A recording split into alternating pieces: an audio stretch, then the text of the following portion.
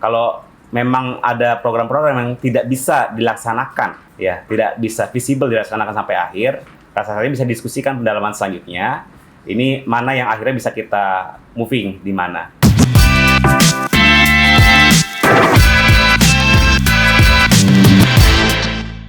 Kalau dari Dinas PPAPPN sendiri kan ini memang dari porsi dinasnya itu anggaran turun 18 miliar sendiri ya.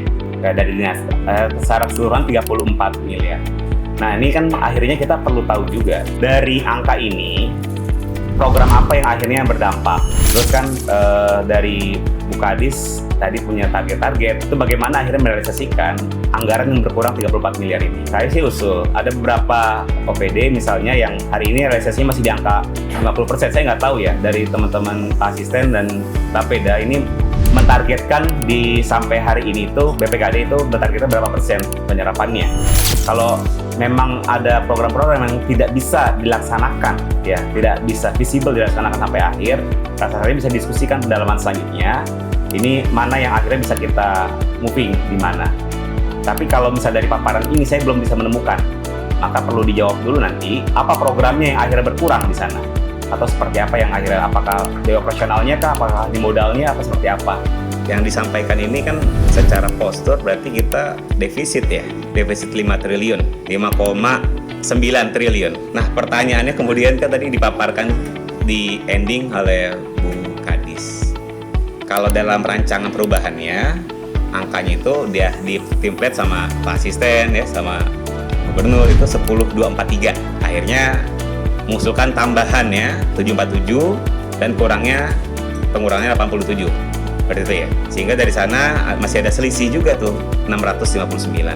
Nah, ini perlu dijawab juga nih Pak. Kira-kira nih penambahan yang akan diusulkan ini masih ada longnya. Kami berharap sih masih ada karena dalam postur besarnya aja defisit gitu.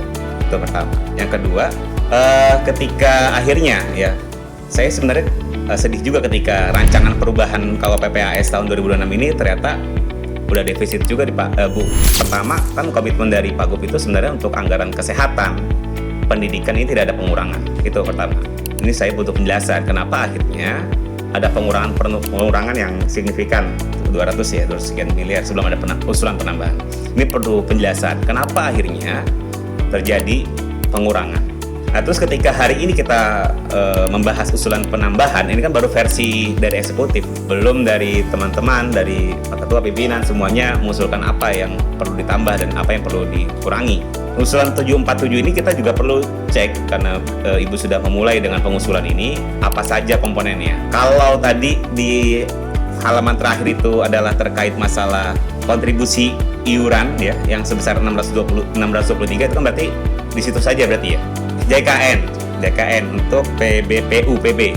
Nah, itu saya lihat, saya nggak tahu nanti sektor-sektor yang pengurangan yang lainnya itu kan akhirnya belum tertutupi.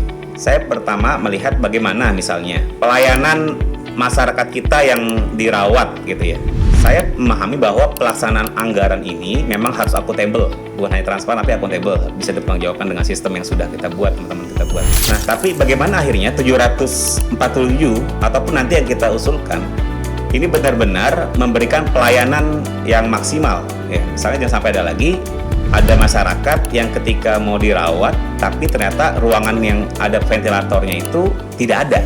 Terus yang kedua, saya juga menyoroti gitu ya, bagaimana beban kerja nakes gitu. Kalau ini kan baru dilihat dari BPJS-nya, tapi bagaimana akhirnya persentase 1 nakes, 1,7 nakes itu melayani 1.000 orang.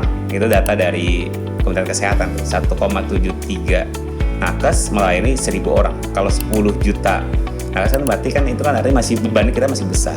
Nah, peningkatannya seperti apa kesejahteraannya? Apakah ini akan terakomodir dan terselesaikan dalam perancangan perubahan ini yang kita sedang bahas ini? Dan yang ketiga, terkait pelaksanaan BPJS yang dilakukan oleh rumah sakit, RSUD dan juga puskesmas ya. Ini saya menemukan misalnya banyak terjadi fraud yang saya pikir ini butuh satu sistem yang kita bisa melakukan pengawasan preventif ya, internal maupun berbasis digital, sehingga potensi fraud ini bisa dikurangi dan ini mengurangi beban dari pelaksanaan APBD di tahun 2006.